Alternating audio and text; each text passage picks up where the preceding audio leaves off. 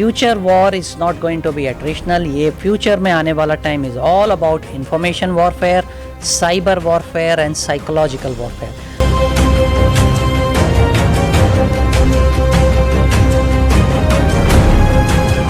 जितने भी आपके टेक्नोलॉजिकल कंपनियां हैं कंप्यूटर और सॉफ्टवेयर बेस पे, सारे के सीईओ देख लीजिए, सारे के बड़े से बड़े लोगों को देख लीजिए। नासा में 35% साइंटिस्ट जो हैं अपने भारत के लोग हैं।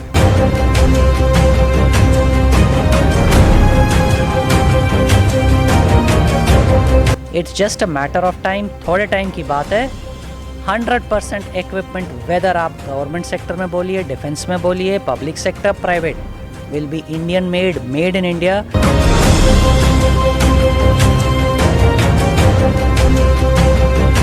अब समय आ गया है, बिल्कुल 10-5 साल के अंदर में हम देखेंगे कि ये विश्व की बड़ी से बड़ी कंपनी हमारे भारत देश में ही, भारत के लोगों के द्वारा ही बनाई गई।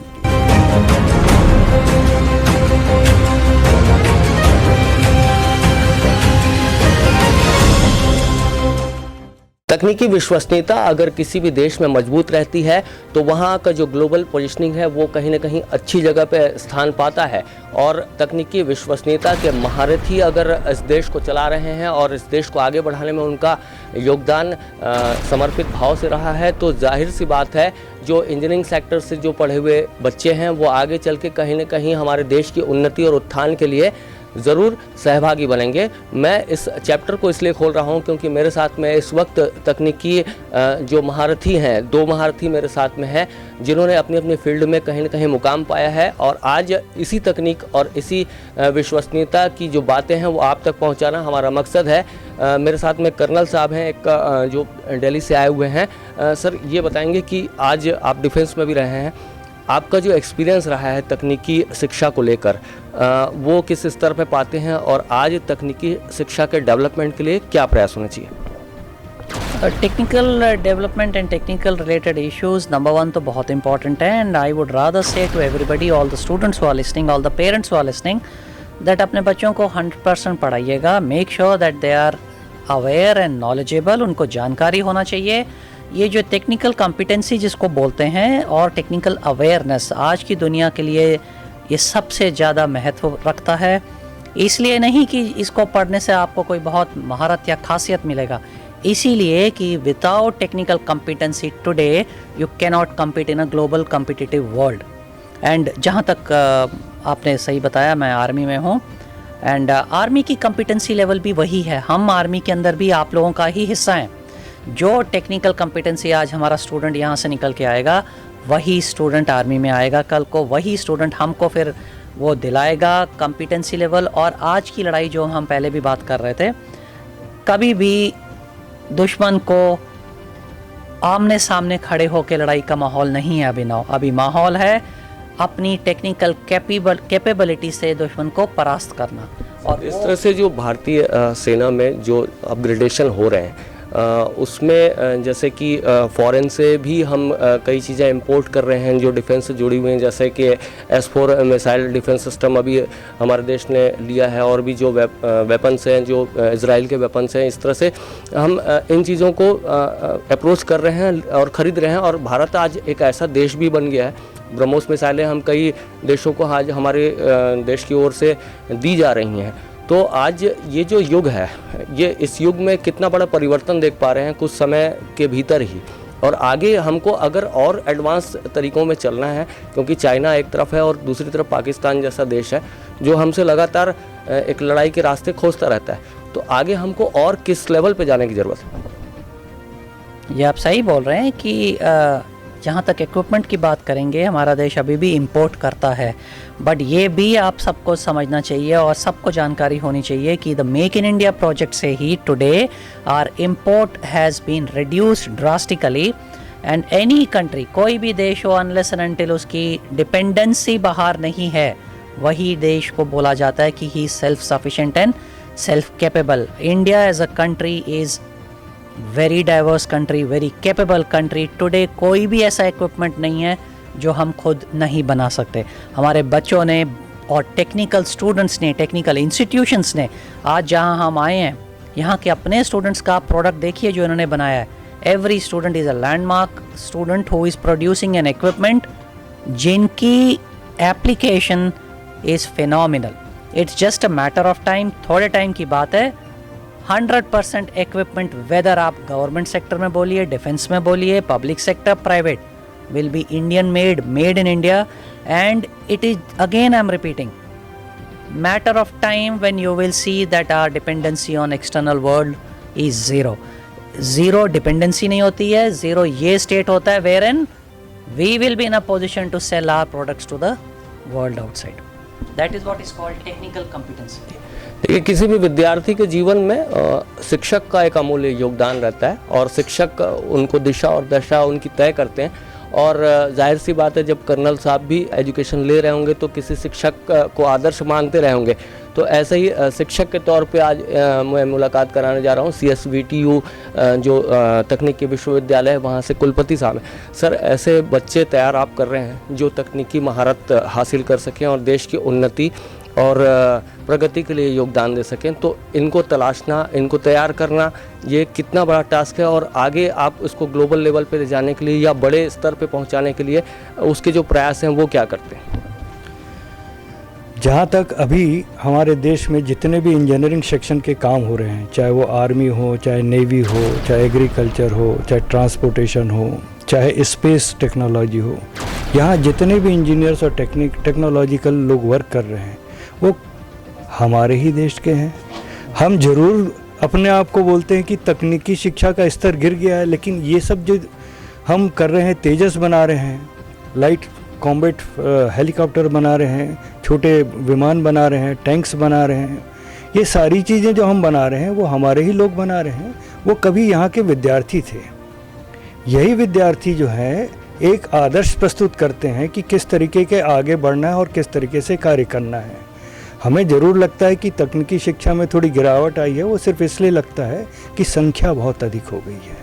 संख्या बहुत अधिक होने के कारण से हम उसमें फेलियर्स को ज़्यादा देख पाते हैं, जबकि हम पा रहे हैं कि अब राष्ट्रीय शिक्षा नीति जो बोलती है वो ये बोलती है कि आप अपने लैंग्वेजेस में इंजीनियरिंग की पढ़ाई कराइए। अब आपको बता दूं, अपने भाषा में पढ़ना क्यों महत्वपूर्ण है। ताइवान देख लो, चाइना देख लो, रशिया देख लो, जर्मनी देख लो, ये सारे लोग टेक्नोलॉजी में इतने आगे हैं। वहाँ की शिक्षा व्यवस्था देख लो आप, उनकी तकनीकी हो चाहे मेडिकल हो, सारा का सारा उनके खुद के लैंग्वेज में होता है। जब अपनी भाषा में पढ़ते हैं तो हमारी जो कल्पना शक्ति है, सामान्य रूप से हम अपनी भाषा, मातृभाषा में ही सोचते हैं, मातृभाषा में ही कल्पना करते हैं और नई नई चीज़ों को ईजाद करते हैं, इनोवेशन करते हैं। अब जब हम नेचुरली अपनी भाषा में ये सोचते हैं तो उसको जब पढ़ते भी उसी भाषा तो हमें उसमें काम करने में आसानी होती है और बहुत अच्छे से जो नेचुरल हम सोचते हैं, इनोवेशन करते हैं, वो ट्रांसलेट हो जाता है मशीनों के रूप में। सवाल है सर, जो सभी के मन में मतलब जो हर माता पिता अपने बच्चे को एक अच्छे मुकाम पे देखना चाहता है और जो भारत के शिक्षक हैं वो उनको पढ़ाने में कोई कमी भी नहीं करते। उसके बाद जब बच्चा किसी अच्छे चीज़ों को अप्रोच कर लेता है, उसके बाद में वो फॉरेन की जॉब्स की ओर बढ़ जाता है। जैसे आज हमारे देश के कई जो पढ़े लिखे और होनहार युवक हैं, युवतियां हैं, वो जाकर अमेरिका जैसे देशों को सेवाएं दे रहे हैं, सऊदी में सेवाएं दे रहे हैं। इंडिया में ये स्टेबिलिटी क्यों नहीं आ पा रही है? इंडिया में अगर इस तरह अगर हमारे देश के बच्चे हमारे देश से ही पढ़ें और हमारे देश के उत्थान के लिए किसी बड़ी फर्म को, ऑर्गेनाइजेशन को ज्वाइन करें और वहाँ से हमारे देश की प्रोडक्टिविटी को बढ़ाएं, तो ये जो पोजीशनिंग है ये कैसा देख पा रहे हैं इसको? अब ये इसमें ट्रेंड चेंज हो रहा है। आज से 20 साल 30 साल पहले हम बोलते थे ब्रेन ड्रेन, यानी यहाँ जो बौद्धिक संपदा है वो दूसरों देशों में चली जाती थी, लेकिन आज की स्थिति पलट रही है। हमारे विद्यार्थियों देखिए इतने स्टार्टअप कर रहे हैं, इतनी अच्छी अच्छी कंपनियां कर रहे हैं, इनको आत्मविश्वास कहाँ से आया? जितने भी आपके टेक्नोलॉजिकल कंपनियां हैं, कंप्यूटर और सॉफ्टवेयर बेस पे, सारे के CEO देख लीजिए, सारे के बड़े से बड़े लोगों को देख लीजिए। नासा में 35% साइंटिस्ट जो है अपने भारत के लोग हैं। ऐसे किसी भी ऑर्गेनाइजेशन अंतर्राष्ट्रीय देख लीजिए, वहाँ हमारे 20 से 30% बच्चे मिलते हैं। और अब उनको स्टार्टअप के बाद और राष्ट्रीय शिक्षा नीति में जब अपने भारतीय भाषा में कर रहे हैं और साथ ही साथ मेक इन इंडिया और आत्मनिर्भर भारत, ऐसे जितने मिशन चल रहे हैं इसमें बच्चे स्टार्टअप कर रहे हैं और यहीं वो कंपनियां बना रहे हैं। क्षमता तो है निसंदेह, पूरे विश्व में उन्होंने स्थापित कर रखा है, बड़ी बड़ी कंपनियां वही चलाते हैं। अब समय आ गया है, बिल्कुल 10-5 साल के अंदर में हम देखेंगे कि ये विश्व की बड़ी से बड़ी कंपनी हमारे भारत देश में ही, भारत के लोगों के द्वारा ही बनाई गई।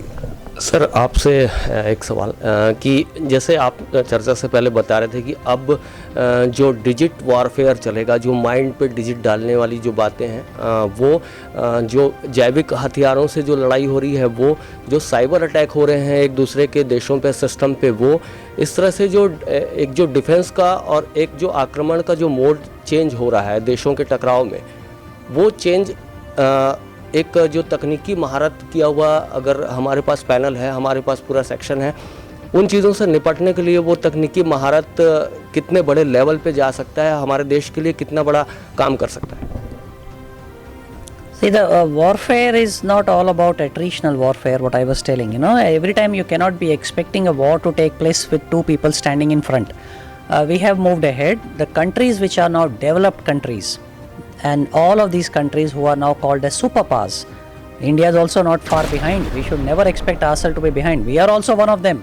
Only thing is the countries who are little ahead of us, जिनको हम आज सुपर पावर बोलते हैं, they are just because उनके पास टेक्निकल थोड़ी कैपेबिलिटी हमसे थोड़ा सा ज़्यादा है. बट वॉट वीसी सर ने जो बोला है सो करेक्ट, वाइस चांसलर ने बोला है, it is our students who are going there and providing the same services to them. Future war is not going to be attritional. ये future में आने वाला time is all about information warfare, cyber warfare and psychological warfare. ये तीनों warfare को जब आप combine करेंगे और आप समझेंगे कि ये कैसे होता है, it is all technology driven.